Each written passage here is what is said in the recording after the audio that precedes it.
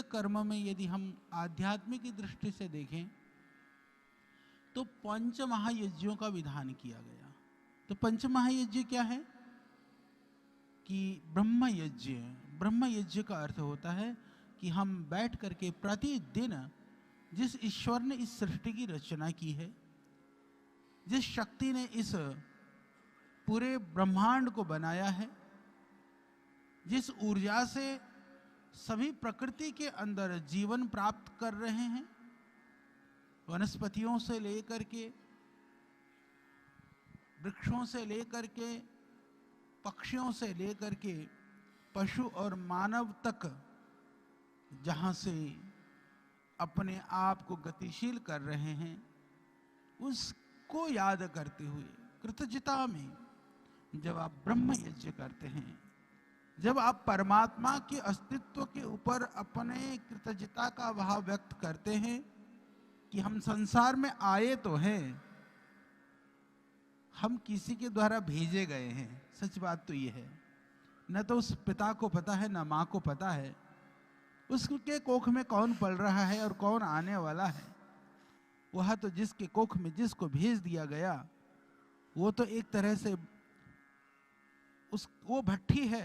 माँ का गर्भ जो है वो एक भट्ठी है। एक जैसे कुम्हार अपने घड़े को भट्टी में पका करके पक्का करता है, ऐसे ही जब आत्मा एक जीव जो है वो माँ के गर्भ में जा करके परिपक्व होकर के तैयार होकर के बाहर निकल आता है। माँ का गर्भ एक तरह से भट्टी है वो, परंतु उसके अंदर कौन आएगा, वो घड़ा कैसा बनेगा, यह कुछ पहले से निर्धारित और नियत होता है। उसको स्मरण करते, उस जिसने भेजा है उसके प्रति कृतज्ञता का भाव करना, वह कहलाता है ब्रह्म यज्ञ।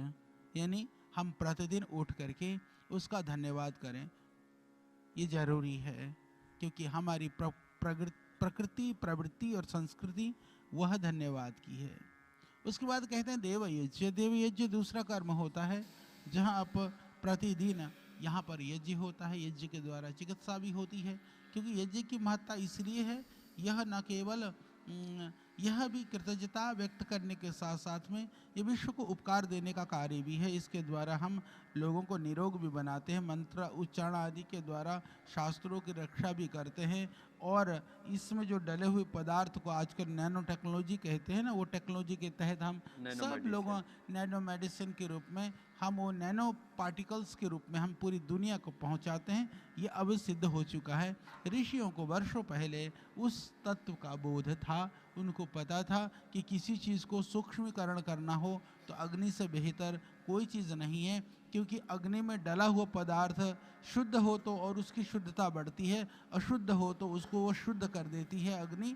तो इसीलिए अग्निहोत्र, जिसको यज्ञ या जिसको हवन, जिसको देव यज्ञ ये कहा जाता है, वह हवन की विधा है। तीसरे में पितृ यज्ञ करते हैं।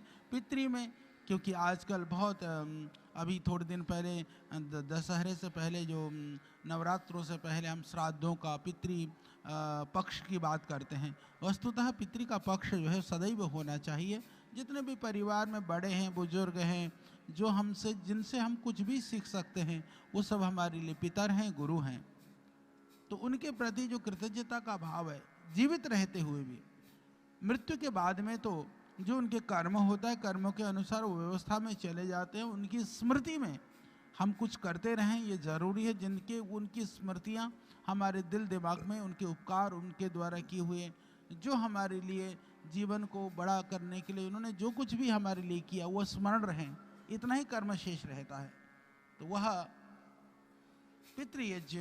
पितृ के बाद में फिर हम करते हैं बलिवेश्वर देव यज्ञ के अंतर्गत, क्योंकि हमारी जो संस्कृति है वो मनुष्य के हित के लिए तो बात करती ही है। हमारी संस्कृति पशु पक्षियों के लिए भी बात करती है, यानी कि हम सबके उपकार के लिए, सबके हित के लिए, सबकी रक्षा की हम बात करते हैं। उनके लिए भी प्रतिदिन जो हमारी परंपरा रही है, गाय को रोटी देना, चिड़ियों को दाना डालना और कुत्ते आदि को जो है उनको लिए भी कुछ ना कुछ खिलाना पिलाना, ये हमारी संस्कृति रही है। वो बलिवेश्वर देव यज्ञ का पार्ट है। पांचवा जिसको बोलते हैं अतिथि यज्ञ। अतिथि का अर्थ होता है जो अनायास आ जाएं। प्राचीन काल में आपने सुना होगा बड़े बड़े राजे महाराजे लोग भी किसी के आने की प्रतीक्षा करते थे, कौन आएगा उनको भी पता ना होता था। जब आते थे कहते हैं अमुक राजा जो है किसी को खिलाए बिना नहीं खाता था। तो हमारी प्रवृत्ति रही है कि हम किसी को खिला करके ही, किसी का भरण पोषण करके ही हमें अन्न का ग्रहण करने का अधिकार है। तो ये भाव था। वह अतिथियों से हमें ज्ञान भी मिलती थी, उससे हमको शिक्षाएं प्राप्त होती थी, उससे हमें जीवन जीने की कई सारे बोध हमें पता होता था और उपकार की हमारी प्रवृत्ति बनी रहती थी। दूसरे को भोजन खिला करके हम उपकृत होते थे। तो ये हमारी प्रवृत्तियाँ थी। ये तो आध्यात्मिक रूप से ऋषियों ने पंच महायज्ञों का विधान करते हुए उसको नित्य कर्म माना।